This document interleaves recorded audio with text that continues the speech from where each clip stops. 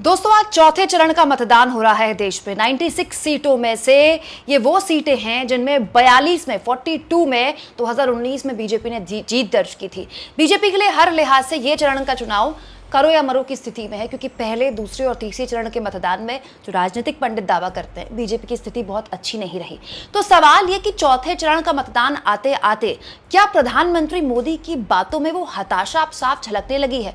बड़ी अजीब सी स्थिति है दोस्तों। आज ही वोटिंग हो रही है देश में और आज पीएम मोदी की या तो अखबारों में इंटरव्यूज चल रहे हैं या फिर टीवी में लाइव इंटरव्यूज चल रहे हैं। अभी थोड़ी देर पहले प्रधानमंत्री मोदी ने आज तक को एक इंटरव्यू दिया जिसमें पीएम मोदी ने जो बात बोली उसको सुनेंगे आप तो वाकई में आप भी ये कहेंगे कि क्या वाकई में मोदी जी इतने हताश हो गए चौथे चरण आते आते कि मोदी जी को इस तरह की बातें करनी पड़ रही है। दोस्तों आज तक ने देखिए इंटरव्यू शेयर किया है जिसमें लिखा है, कांग्रेस पर पीएम मोदी का वार, कहा उनके दिमाग में यह भी भरा पड़ा है कि इस देश में ये इंसान तीसरी बार प्राइम मिनिस्टर बन गया फिर तो इंदिरा जी का भी नाम नहीं रहेगा, ये नेहरू जी की बराबरी का हो जाएगा। इसके अलावा इस इंटरव्यू में पीएम मोदी बताते हैं कि कैसे ये लोग अब तक बर्दाश्त नहीं कर पा रहे कि चाय बेचने वाला पीएम कैसे बन गया। दोस्तों मोदी जी को सत्ता में रहते हुए अब 22 साल होने को हैं। 22 साल मुख्यमंत्री और प्रधानमंत्री रहते हुए 22 साल से मोदी जी सत्ता में हैं और मोदी जी आज भी अपनी गरीबी के नाम पर वोट मांगते हैं। कितनी अजीब बात है। मोदी जी ये कहते हैं कि अगर विपक्ष ये मानता है कि अगर वो तीसरी बार पीएम बन गए तो वो नेहरू की बराबरी कर लेंगे। हालांकि अजीब स्थिति है ये कि मोदी जी और उनकी पार्टी नेहरू जी को गरियाते हैं लेकिन बराबरी भी नेहरू जी की करनी है। चलिए कोई बात नहीं, लेकिन अगर नेहरू जी की बराबरी करते हुए तीसरी बार मोदी जी पीएम बन भी जाते हैं तो ये किसने कह दिया कि इंदिरा गांधी का नाम मिट जाएगा या नेहरू की वो बराबरी कर लेंगे। कर भी लेते हैं तो उसमें क्या प्रॉब्लम है। मतलब एक बात बताइए, तीसरी बार पीएम क्या मोदी जी आखिरी शख्स है जो बन रहे हैं?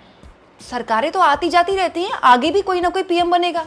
ये कैसे हो सकता है? ये पूरे दावे के साथ कोई कैसे कह सकता है कि कोई तीसरी बार तिबारा से पीएम बनेगा ही नहीं?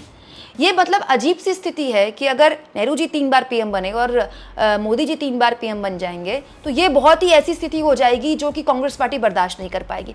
हैरानी इस बात की है दोस्तों कि चौथा चरण हो गया है। मोदी जी का पूरा कैंपेन आप देखिए, या तो वो कांग्रेस के मैनिफेस्टो पर बात करते हैं या फिर नेहरू गांधी परिवार को लगातार शहजादे जैसे शब्दों का इस्तेमाल करके उनको निशाने पर लेते हैं। मतलब अजीब सी स्थिति है कि मोदी जी को सरकार चलाते हुए देश के 10 साल हो गए लेकिन आज भी वो और उनकी पार्टी विपक्ष की भूमिका में है। मोदी जी के पूरे भाषण में या तो कांग्रेस के घोषणा पत्र की बात होती है या फिर कांग्रेस के 70 सालों की बात होती है या फिर कांग्रेस की तमाम बातों पर मोदी जी बात करते हैं, जबकि मोदी जी इतने आश्वस्त होने चाहिए थे कि वो 400 पार का जो नारा दे रहे हैं जाहिर तौर पर उनको पूरा कॉन्फिडेंस होना चाहिए था अपने काम पर, अपने नाम पर। लेकिन अजीब स्थिति यह है दोस्तों कि आज चौथे चरण के मतदान के दिन भी मोदी जी को इंदिरा गांधी और नेहरू के नाम पर ही वोट मांगने पड़ रहे हैं। मोदी जी को अपने इंटरव्यू में इंदिरा गांधी और नेहरू का ही जिक्र करना पड़ रहा है। क्या मोदी जी ये भूल गए हैं कि वो अब विपक्ष की भूमिका में नहीं है? उनको 10 साल हो गए सत्ता में रहते।